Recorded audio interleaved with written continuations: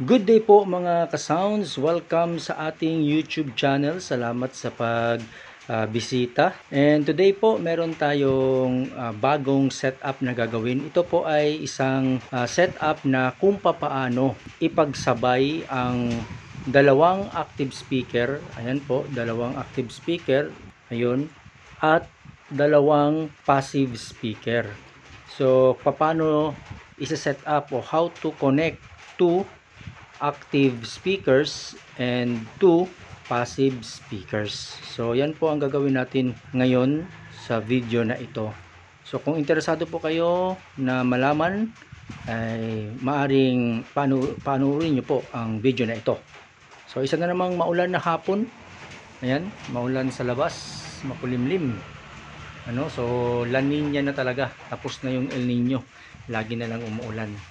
So, ito na mga ka-sounds, i-connect na natin yung ating two passive active speakers. How to connect two active speakers and two passive speakers para sa ating front of house or FOH. So, maraming nagtatanong kung paano daw i-connect ang dalawang active speakers at dalawang passive speakers na combine or pagsabay yung dalawang active speakers at dalawang passive speakers or kahit ilan na speakers pa yan. Pwedeng 4 na active, pwedeng 4 na passive. So nagkataon lang sa video na ito, since dalawa lang yung active natin at dalawa lang din yung passive natin, so yun lang i-demo natin. Basta ang mahalaga is how to connect two active speakers and two passive speakers, or how to connect active speakers and passive speakers combined. So kung nakikita nyo mga ka-sounds dito sa ating mixer, normally ang mixer po ay merong mix out na XLR ito at PL ito. PL din to. Although ang ibang mga mixer walang PL, isa lang, walang other choice, isa lang, XLR lang. So sa atin meron tayong XLR at meron din tayong PL na output or tinatawag na mix out. So dyan po tayo magsasaksak sa 4 na yan para sa connection natin na how to connect active speakers and passive speakers combined for front of house or FOH. So ito yung back view or likuran ng ating mga speakers, Papakita ko lang para patunay na ito ay mga active at passive speakers. So ito yung ating active, yan, kita nyo naman may amplifier built-in, active speakers.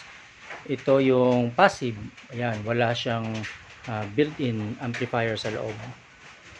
Tapos, ito rin ating isa pang active speakers. So, malinaw po. Dalawang active speakers. Tapos, dalawang passive speakers. So, magko-connect tayo. So, ito na yung ating first connection, Nagsaksak tayo sa mix out. PL jack. Ito. PL jack, left and right. Sinaksak natin left and right, yan. So itong left channel ng PL or channel 1 or left channel, tatakbo yan dito sa ating first active speakers na nasa kaliwa ko, left channel. So yung pangalawa naman, ito right channel or channel 2, tatakbo naman yan. Ito yung wire nya, tatakbo naman yan dito para sa ating right channel na active speakers dito sa may kanan, or channel 2. Yan, nakasaksak siya. Combo jack naman yung gamit ng mga active speakers, karamihan combo jack, pwedeng XLR, pwedeng PL jack. So yan po ang ating first connection. Malinaw po. So ang pangalawang connection ang gagawin natin is dito tayo kukuha mamaya sa XLR mix out, ito left and right.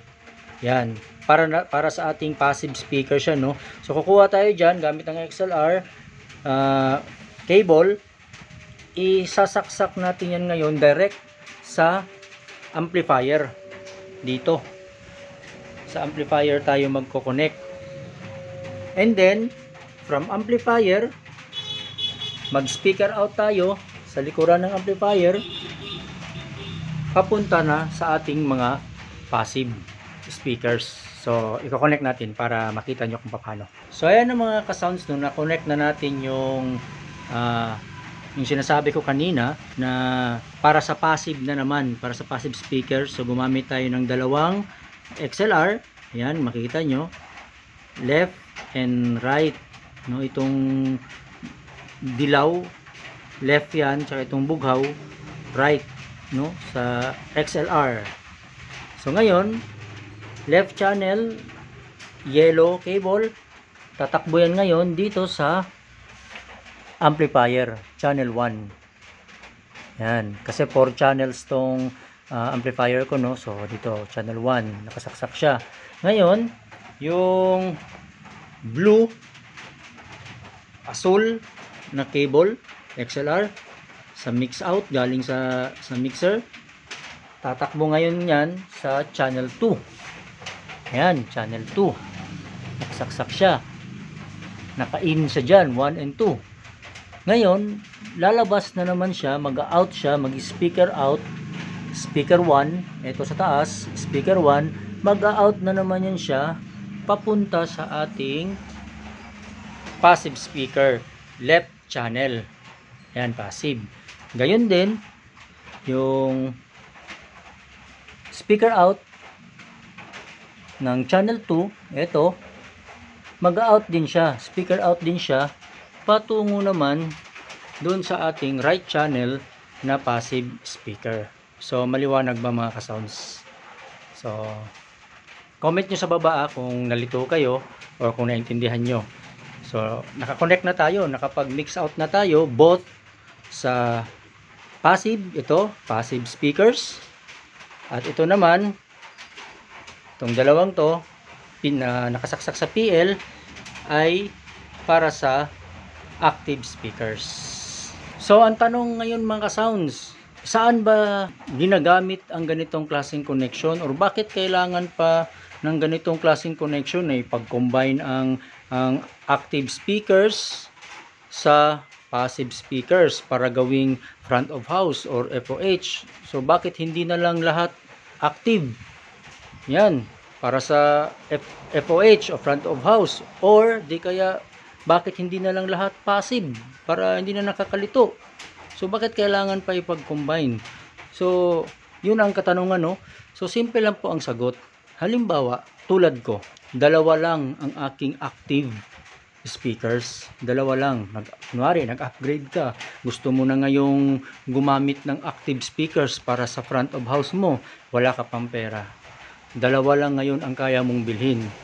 Nagkataon may booking ka sa event venue, medyo malaki ngayon, mga nasa kasi yan small, medium, large event or room, small, medium, large room.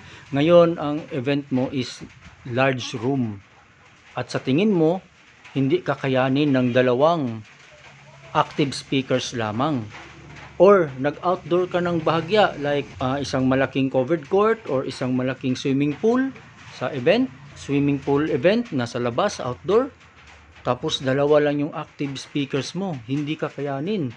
So tatanggihan mo ngayon yung client, di ba? Kasi hindi kakayanin ng dalawang active speakers mo. So may solusyon dun. Kahit dalawa lang yung active speakers mo, pero meron ka namang dati pang gamit mo na passive speakers, tapos large event or medyo malaki konti na outdoor, i-combine mo ngayon yan, active tsaka passive speakers, para gawing FOH or front of house, para mas maging malakas ngayon. Ma-accommodate mo ngayon yung malaking event or large event or outdoor event gamit ang dalawang active speakers at dalawang passive, or kahit ilang speakers pa yan, i-combine mo. So ngayon pwede mo nang tanggapin yung client mo para sa ganong event, hindi ka na mabibitin sa sounds. So nagets nyo kung bakit kailangan i-combine. So ngayon ay nakita nyo na kung paano i-combine the easiest way ang active speakers at passive speakers para sa front of house or FOH. Ngayon magsa-sound check na tayo kung tutunog ba, no? Malay mo baka hindi tumunog. So ipapatunog natin para mapatunayan talaga na kung pwede ba ipag-combine ang dalawang active speakers or active speakers and passive speakers for front of house use. Okay, ito na. Magpa-power on tayo. So ayan mga ka-sounds, magpa-power on tayo. Dito ko na ulit sila sinaksak lahat for the meantime. Pero pag in actual mga ka-sounds, yung ating active speakers, wag natin i-connect dito, no? Dapat naka-connect yan sa AVR. May AVR tayo dapat, no? Separate. Ito mga ano lang to, mga controls lang to dito na ikakabit, mga maliliit na power. Ganun din sa ano, amplifier, dapat naka-AVR din tayo. Pero since demo lang naman to, dito ko na sila kinonect lahat.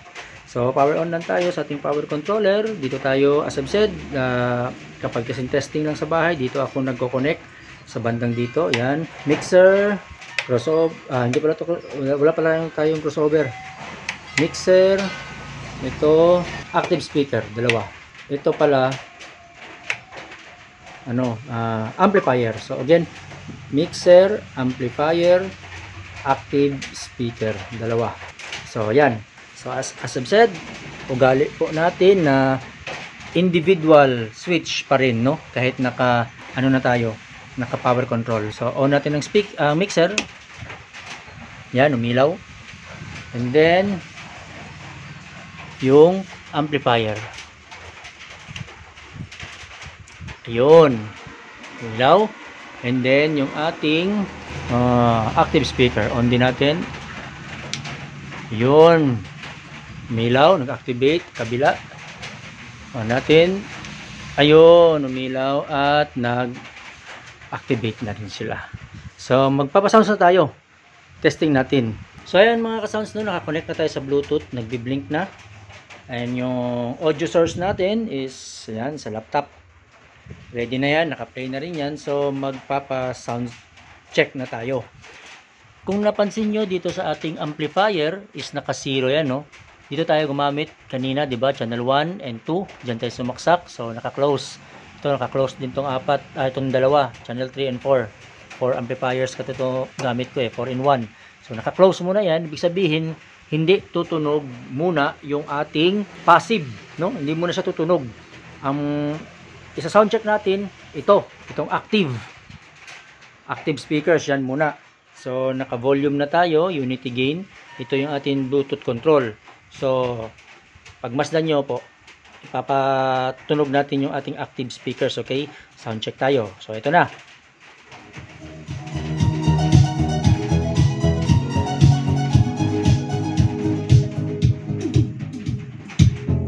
So ayan mga ka-sounds, no, tumunog yung ating active speakers. So patunay patunay na tumunog. Ayan o, nagbi-blink. Oh, di ba? Nagbi-blink. May signal. So ibig sabihin tumutunog, active speakers ang tumutunog. Ayan o, nagbi-blink. So active ang tumutunog. Oh, isa pang patunay. Dito sa amplifier, walang signal yung ilaw, di ba? Walang signal. So ibig sabihin talagang active lang yung tumunog. Yung passive hindi pa tumutunog. Di ba? So maliwanag, okay, klaro. So tumunog siya, di ba? Active speakers lang muna. Ngayon, papatunugin natin yung passive na naman, okay? So tandaan nyo sa amplifier, passive speaker, walang signal. Hindi siya nagbi-blink at naka-off. Kita nyo naman, nasa 0. So meaning walang daya, hindi tumutunog ang ating passive speaker. So nag-notification pa yung Shopee, no? Pagpasensya nyo na. Ang tumutunog lang, isang patunay ay yung active speakers kasi nagbi-blink. Ayan, kita nyo naman, nagbi-blink. Nagbi-blink, active speakers. Sila lang ang tumutunog. Passive speakers hindi nagbi-blink ang signal, so hindi tumutunog ang ating passive speakers ngayon. Active lang ang tumutunog. So ngayon papatunogin naman natin ang passive. I-off natin ang active, okay? So volume down tayo. Yan, naka-volume down na. So, itong active ngayon, ito-turn off muna natin ang volume. Yan, turn off natin ang volume. Diba? Klaro. Ito, kabila din, turn off din natin ang volume. Yan, klaro. Oh. Or di kaya i-off talaga natin. I-off natin. Oh, yan, naka-off. Wala nang ilaw yung signal. Para klaro. Walang daya. So, ito, off din natin. Oh, off. Oh. Wala nang signal, ilaw. Wala na. So, naka-off na ha, ang ating active. So, dito tayo sa passive ngayon. Yung volume, 1 and 2, 1 and 2, aangat natin ngayon. Yan. Volume tayo. Yan, naka-volume na. So, ngayon, Bluetooth fader, ito, iaangat natin. Magbibigay tayo ng signal. So, pakinggan nyo. Tutunog na ngayon ang ating passive speakers. Yan, volume tayo. Yun! Oh, di ba? Yung sabi ko kanina, oh, nagbi-blink na yung ating amplifier. So, ibig sabihin, passive, no? Passive speakers yung tumutunog. Nagbi-blink ko. Oh, ayan. Ang active speakers, hindi nagbi-blink. Kasi nga, naka-off, pinatay natin. Patunay yun, ha? Walang daya. O, ayan din. Hindi nagbi-blink yung active. Walang daya. Naka-off yan. Ang tumutunog ngayon, passive speakers. Itong dalawa. So, di ba? Pwede. Pwede pala talaga mga ka-sounds na i-combine ang active speakers at passive speakers para gamiting FOH or front of house. Off muna natin. So yun mga ka-sounds, no? Katatapos lang natin mag demo or ipakita kung pwede ba i-combine ang active speakers at passive speakers para gamiting front of house. So ang sagot po, pwedeng-pwede sa pamamagitan ng ganitong connection, no? Ito. Kuha lang kayo ng PL jack para sa active speakers. Yan, PL. So, i-connect yan para sa active speakers. Tapos, ang XLR main out, mix out sa mixer is magko-connect siya ngayon sa amplifier sa likuran. Dito, sa amplifier i-connect niya.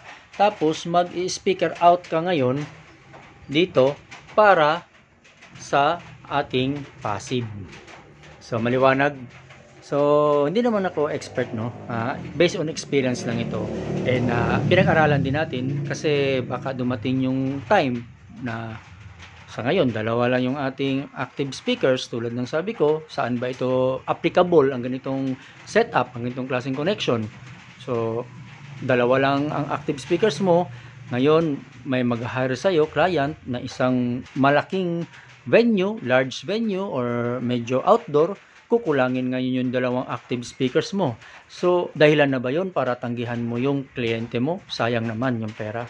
So, kaya, ganitong klaseng setup, dito ito applicable. Iko-combine mo ngayon yung dalawa mong or ilan pa mang passive speakers doon sa iyong active speakers. So, magiging malakas na ngayon yung tunog kasi nag-combine na sila, active at passive. So, makikater mo na ngayon yung malalaking venue or medyo outdoor na venue. Makikater mo na. Sabayan mo pa ng subwoofer, pwede. Maiko-connect din natin yan. Pero, nagawa na natin yan ng video. Panoorin nyo na lang.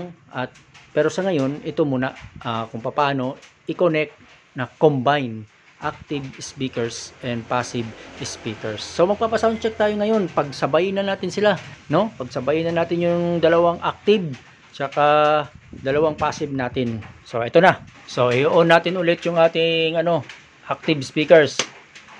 Yan, on natin ulit kasi pagsabayin na natin, lagay natin sa 12 o'clock. Oh. Yan, yung kabila naman. On din natin. Yun. Tapos, lagay natin sa 12 o'clock. Yan. So, ngayon, pagsabayin natin. Itong ating passive. Naka-open na ito. Unity gain. Okay. Lagyan natin ng signal. Bluetooth fader on.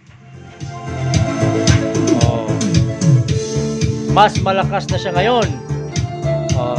Yung ating passive na amplifier, passive passive speaker, ayan, nagbi-blink na. Sandali, hindi nakapokus. Ayan, nagbi-blink na. Ibig sabihin, tumutunog yung ating active speakers na ngayon. Tapos, ito, active Ngayon yung, passive pala. Passive. Tumutunog. Nagbi-blink sa amplifier. Patungo sa passive speakers. Ito tumutunog. So, ngayon, pinagsabay. Active speakers naman. Ayan may signal. Nagbi-blink. Naka-on. Ayan, naka-on. Napagsabay na natin ang active speakers and passive speakers combined. So how to connect active speakers and passive speakers combined para sa front of house or FOH. So ayan na, tumunog na. Iharap na natin mga ka-sounds iharap na natin para maganda tingnan. So ayan mga ka-sounds, nakaharap na. So kita nyo naman yung active speakers natin, may ilaw, patunay na naka-on yan, no? So ito yung dalawang passive. So ito yung isa pang active, naka-on din, naka-ilaw. So tunog natin ng sabay. Yan, nakaharap na yung mga speakers. So ayan passive speakers. Tumutunog dahil nakailaw yung signal ng ating amplifier.